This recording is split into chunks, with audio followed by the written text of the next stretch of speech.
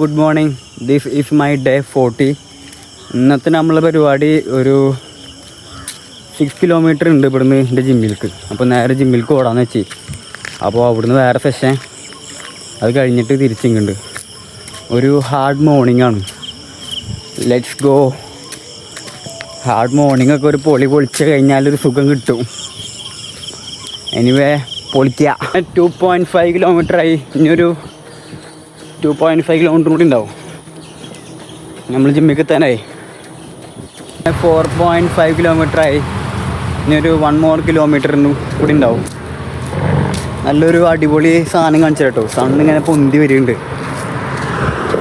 ഏതല്ലേ ഇത് ഞാൻ പറഞ്ഞത്, നമ്മൾ മോർണിംഗ് എണീച്ച് കഴിഞ്ഞാൽ കാണാത്ത പല സാധനങ്ങളും കാണാം, കിട്ടാത്ത പല സാധനങ്ങളും കിട്ടും.